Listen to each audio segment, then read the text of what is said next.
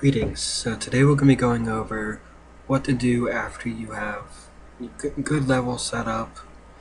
You have a lot of sworn swords that you can use, and you have item sets that you already have for speed, power, different actions. The next thing you want to do is now look at what can you make to better the sworn swords you have and how to continuously improve your account. Now, I don't want to assume too much, but it should probably be true that at this point in your gaming experience, after you've gotten all this other stuff, is that you have a ton of sworn swords that are already built up and leveled. If you don't already, then your first goal is, as you're getting everything else, is to continuously build up the ranks your sworn swords have. A nice minimum for every single sworn sword, the ones that you don't even give a crap about, are ranked at 15. I would say more 20, 25 area. It's not very hard to get to 20, but 15 is a nice area to say, okay, you minimum that one. Now, you want to be constantly building up. They're called, first they're called members. I would say, members are okay, but to get even better, constantly build up parade members. And you want to also be constantly building up weaving ships, because they will also be useful to have to give you harass and sabotage bonuses.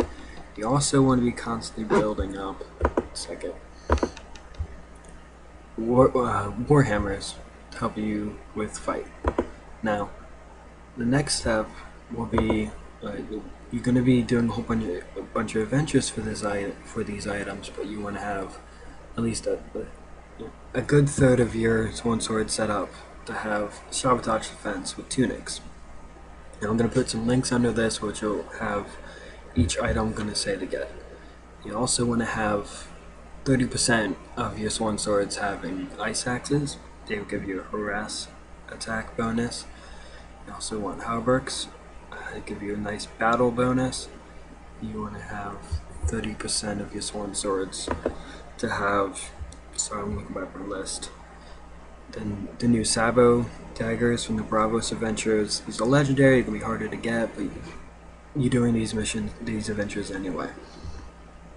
The next thing after that will be, okay, what am I gonna do with all these open seals spots here? Well, what you're gonna do is we can constantly be doing player to player. This can be done for fun. We are inside the Alliance. The quest for stage 1 involves a lot of player to player, so there's a lot of time periods that you can just mess around and say, okay, player to player against anybody in the Alliance that you are currently in. And next you're going to be getting you have to think about what companion you guys are going to have. A good starting place to be at is to get a whole bunch of lancers. This gives you plus 3 to all attacks, plus 3 to all offense, and has a nice stat bonus. Next up after that, say you got 100 lancers. What are you going to do after that? Well, build them all up. You get 100 heavy knights, and this gives you plus 4 to each of these. Another area to go with is you're going to continuously want to improve upon what you already have.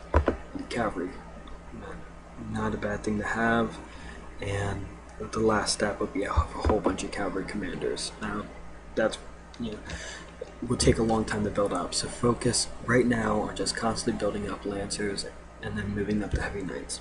If you're going to go farther than that, great, but not necessary. It all comes with time. You will want to constantly be having improvement on making sure all your buildings are unlocked. That means, from, I'm going to go backwards with this, but the Alchemist Guild all the way over to the Accounting House, all the way into level 25. I say 25 because that's just that's with the gold boost. You will want to have all of your, at least 10% of your command points to have false coins. Another one of those items, I'll put the link under that to how to get it. But it's all about having all of your swords packed with some type of gear that will help in Alliance vs. Alliance actions.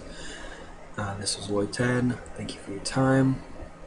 Now to just focus on building up what you already have.